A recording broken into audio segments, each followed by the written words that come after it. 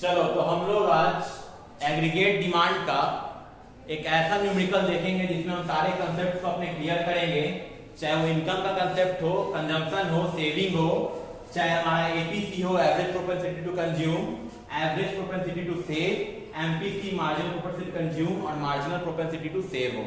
हम ये सारे कंसेप्ट्स को आज क्लियर करेंगे। तो लेट्स स्टार्ट।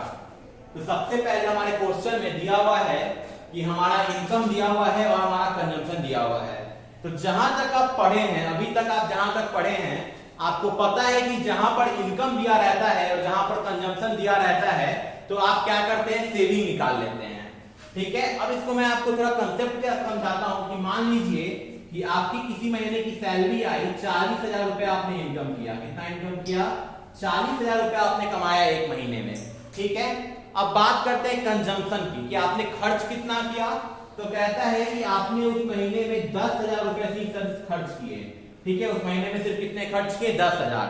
तो आपने कमाए 40,000, खर्च किए 10,000, तो बाकी पैसा क्या किया आपने? मुद्दा यहां पर है कि बाकी पैसा आपने क्या किया? तो बाकी पैसा हमने क्या कर दिया? सेव कर दिया। तो यहां पर सेविंग का फॉर्मूला क्या निकलेगा? y माइनस सी। सेविंग का फॉर्मूला हमारा क्या होगा? y माइनस सी। मतलब कि 40,000 रुपए में से जब हम 10,000 रुपए को माइनस करते हैं तो हमारा कितना आता है? हमारा 30,000 रुपया आता है। कितना आता है हमारा? 30,000 रुपया हमारा निकल कर आता है, जो हमारा सेविंग है। तो आपने बेसिक जो आपको फॉर्मूला पढ़ा होगा, आपने क्या पढ़ा था? y equal to C plus S. यही बेसिक फॉर्मूला होता है कि income equal to consumption plus saving. ये आपका बेसिक फॉर्मूला है। तो आपने अगर यहां पर कभी कंजम्पशन निकालना है तो आप इनकम में से सेविंग माइनस कर देंगे। आपको अगर सेविंग निकालना है तो आप इनकम में से कंजम्पशन क्या कर देंगे? माइनस कर देंगे। ठीक है, तो ये हमारा बेसिक फॉर्मूला। ये तीन जो फॉर्मूला मैंने लिखा ये बेसिक होता है। y equal to C plus S सबसे मेन फॉर्मूला है और ये दोनों फॉर्मूला उसके डेरिवेटिव कहलाते हैं। ठीक है, मतलब उससे हम लोग डिराइव करते हैं। अब आगे की बात करते हैं। इतना क्लियर है? आगे की बात। तो अब आपको पता है कि y हमारा 0 है और कंजम्पशन 40 है। अब सोचिएगा सर कि हमारा इनकम 1 रुपया भी नहीं है, फिर भी हम 40 रुपया क्या कर रहे हैं? खर्च कर रहे हैं। फिर पैसा आ कहां से रहा है? तो ऐसे कंजम्पशन को हम लोग इकोनॉमिक्स में क्या टर्म देते हैं? ऐसे कंजम्पशन को हम लोग इकोनॉमिक्स में बोलते हैं ऑटोनोमस कंजम्पशन। क्या बोलते हैं इसको हम लोग? ऑटोमोनस कंजम्पशन बोलते हैं। ठीक है, क्या बोलते हैं इसको हम लोग? ऑटोमोनस कंजम्पशन बोलते हैं, जिसको हम लोग रिप्रेजेंट किस चीज से करते हैं? तो इसको हम लोग डैश सी से क्या करते हैं? रिप्रेजेंट करते हैं। ठीक है, डैश सी से क्या करते हैं हम लोग? ऑटोमोनस कंजम्पशन क्या करते हैं? रिप्रेजेंट करते हैं।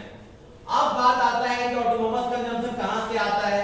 तो ऑटोनोमस कंजम्पशन कहते तो है आप, जैसे कि आपके पास ऐसा थोड़ी है कि अगर मान के चलिए मेरे पास अगर पैसा आज नहीं है, हो सकता है मेरे पास पुराना सेविंग रहे, हो सकता है मेरे पास कोई प्रॉपर्टी रहे, हम उसको बेच के अपना खर्च क्या कर रहे हैं? चला रहे हैं। तो वही बोलता है कि जब मेरा इनकम 0 है और मेरा जब कंजम्पशन 40 है, मतलब इनकम 0 होने के बावजूद हम पैसा खर्च कर रहे हैं, तो कहां से कर रहे हैं? तो ऑटोनोमस कंजम्पशन से। ठीक है, तो मेरा सेविंग कितना हो जाएगा? y माइनस सी, 0 माइनस 40, मतलब सेविंग मेरा जाएगा निगेटिव में। और ये निगेटिव सेविंग को इकोनॉमिक्स में हम लोग क्या कहते हैं? निगेटिव सेविंग को हम लोग ऐसे लिखते हैं, बोर्ड पे देखिए, निगेटिव सेविंग जो आपका होता है उसको हम लोग इकोनॉमिक्स में कहते हैं डिस सेविंग।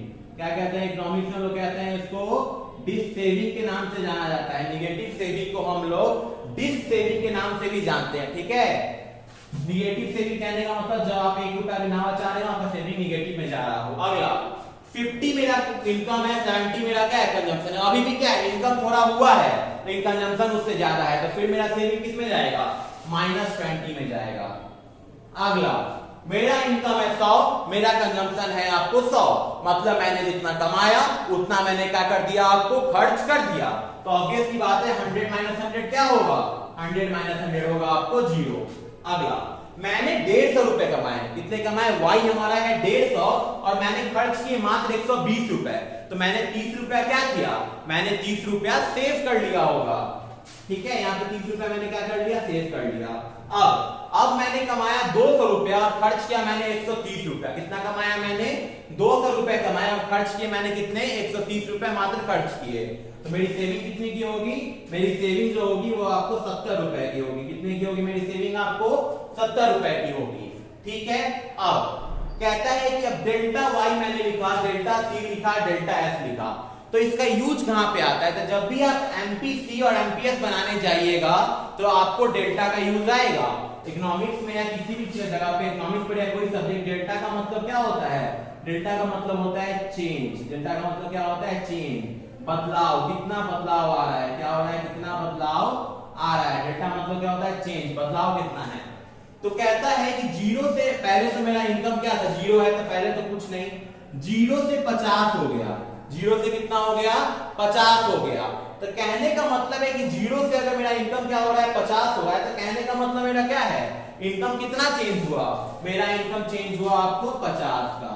फिर मेरा इनकम 50 से 100 हो गया, मेरा चेंज हुआ 50 का। 100 से 150 हो गया, 50 का चेंज हुआ। 150 से 200 हो गया, हमारा इनकम कितना चेंज हुआ? 50 का। तो चेंज का मतलब क्या? डेल्टा। डेल्टा वाई मतलब होता है चेंज। 0 से 50, 50 का चेंज, 50 से 100, 50 का चेंज, 100 से 150, 50 का चेंज, 150 से 200, 50 का चेंज। क्लियर है? अगला कंजम्पशन उसी प्रकार हम लिख लेंगे। कंजम्पशन क्या करेंगे? उसी प्रकार हम कंजम्पशन को भी लिख लेंगे। देखिए कंजम्पशन को क्या होगा? 40 से 70। पहले तो कंजम्पशन कुछ नहीं होगा क्योंकि पता ही नहीं है कितना चेंज हुआ है। हो सकता है 10 से 40 आया और 0 से कुछ भी हो सकता है, होने के लिए कुछ भी। लेकिन अब 40 से 70 हुआ मतलब 30 चेंज हुआ। 70 से 100, 30 हुआ। 100 से 120, 20 हुआ। 120 से 130, 10 हुआ। मेरा कंजम्पशन कितना हो गया? इतना निकल गया। अगला मेरा सेविंग, तो सेविंग पहला कुछ नहीं, -40 से हो गया मेरा सेविंग -20, मतलब कितना का चेंज आया? तो +20 का। पूछिएगा सर +20 कैसे? तो -40 में जब आप 20 को प्लस करिएगा तब जाके नहीं -20 होगा। तो -40 से -20 आया तो +20 का हम ऐड किए। अगला -20 से हो गया 0। अब क्या होगा? कितना चेंज आया? 20 का। क्यों आया 20 का चेंज? देखिए तो -20 था, इसमें अगर हम 20 ऐड करेंगे तभी तो 20 - 20 क्या होगा मेरा? 20 - 20 तभी क्या होगा? 20 - 20 मेरा 0 होगा। अब आया मेरा 0 से 30, तो मेरा चेंज हो गया 30 का। 30 से 70 मेरा चेंज हो गया 40 का। अब आपके सामने डाटा पूरा आ गया। P का वैल्यू है, S का वैल्यू है, Y का वैल्यू है, डेल्टा Y है, डेल्टा C है, डेल्टा है। सारा डेटा मेरे पास अवेलेबल है और अब हम क्या करेंगे? इस डेटा की मदद से अपने क्वेश्चन को सॉल्व करेंगे। तो कहता है पहला एपीसी निकालिए। आपको पता होना चाहिए बच्चों कि एपीसी का फॉर्मूला क्या होता है? एपीसी का होता है consumption by income, C by Y। APC कहने का मतलब क्या होता है? एपीसी कहने का मतलब क्या होता है? मैंने फॉर्मूला आपको लिख लिया क्या? एपीसी इक्वल टू क्या होता है हमारा? C by Y। कहने का मतलब क्या है कि अगर हम 1 रुपया इनकम करते तो कितना खर्च कर देते? वो मेरा क्या हुआ? एपीसी। मान के चलिए हम 1 रुपया कमाए, ठीक है, 1 रुपया कमा रहे हैं और कितना खर्च कर दे रहे हैं? हमारा 0.25 खर्च कर दे रहे हैं। तो मेरा कंजम्पशन कितना है? 0.25 मेरा क्या हो जाएगा? एपीसी हो जाएगा। ठीक है, ठीक है। आगे देखिए तो हमारा formula APC equal to C by Y होता है। तो पहला में तो कुछ है ही नहीं, तो पहला में डैशिंग जाएगा। दूसरा में C कितना है? 70 है। 70 बाय 50 मतलब 70 बाय 50 कितना आ जाएगा? 1.4 आएगा। अगला हमारा है 100 बाय 100 मतलब कितना? 1। 100 बाय 100 कितना हो जाएगा? 1। अगला है मेरा 120 बाय 150, क्या है हमारा? 120 बाय 150 हमारा करिएगा तो आपको आएगा 0.8। ठीक है। अगला है हमारा 130 बाय 200, 130 बाय 200 काटने पे हम कितना आएगा? 20 से 0.65 कितना आएगा मेरा? 0.65।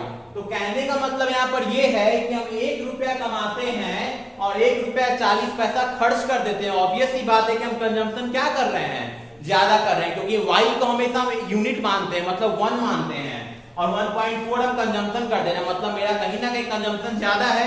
तो आपको दिख भी रहा होगा यहाँ पर कि हम क्या है 50 रुपया कमाते हैं, 70 रुपया खर्च कर देते हैं, तो ऑब्वियस सी बात है मेरा कंजम्पशन क्या है, ज्यादा है, इस वजह से मेरा 1.4 आया है। मतलब 1 रुपया कमाते हैं, 1 रुपया 40 पैसा खर्च कर देते हैं। यहाँ 1 रुपया कमाते हैं, 1 रुपया खर्च करते हैं। यहाँ 1 रुपया कमाते हैं, 80 पैसा खर्च करते हैं। तो जो 20 पैसा है उसको क्या करते हैं, 20 पैसा को बचाते हैं, सेव करते हैं।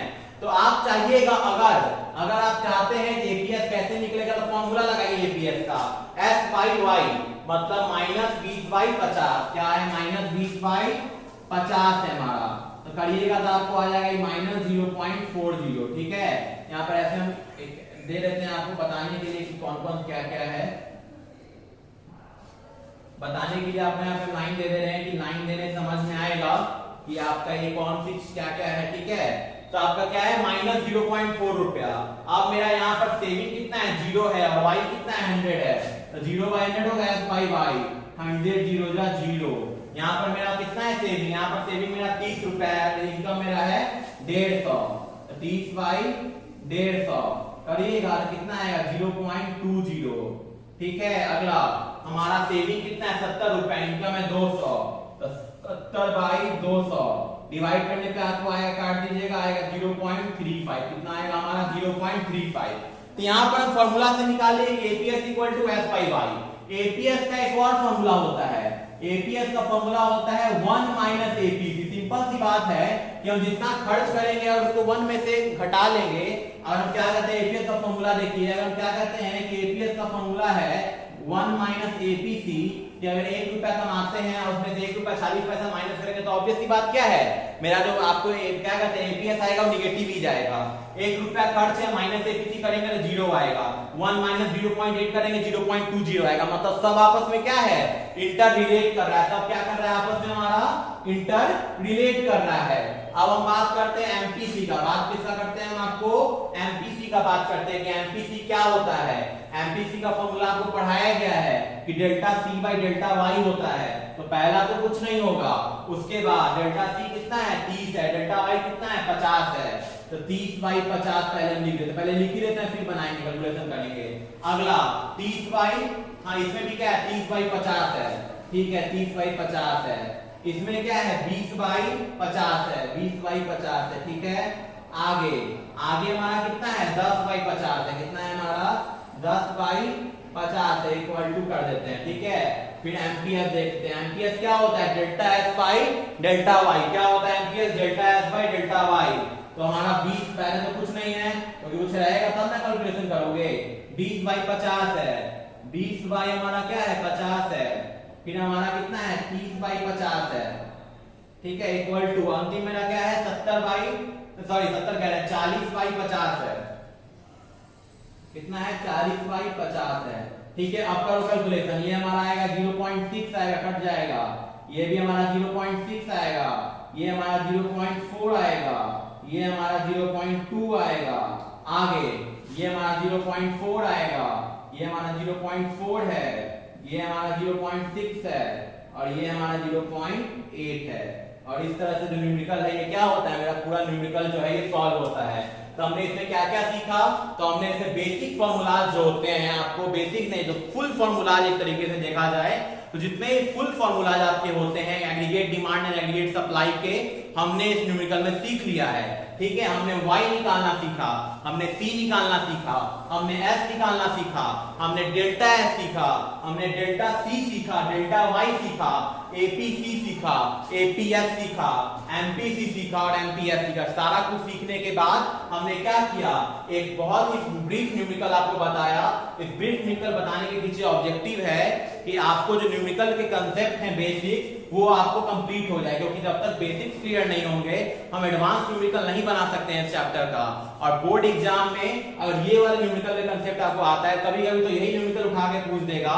अगर ये न्यूमेरिकल नहीं आता है तो आपसे एडवांस न्यूमेरिकल भी क्या होगा, नहीं बनेगा। इसलिए इस न्यूमेरिकल का आपको बार बार प्रैक्टिस करना जरूरी है। आपको एपीसी, एपीएस, एमपीसी, एमपीएस के बेसिक कंसेप्ट को, उसके टर्मिनोलॉजी को जानना बहुत जरूरी है। तभी आप अच्छे मार्क्स बोर्ड में क्या कर पाइएगा, स्कोर कर पाइएगा।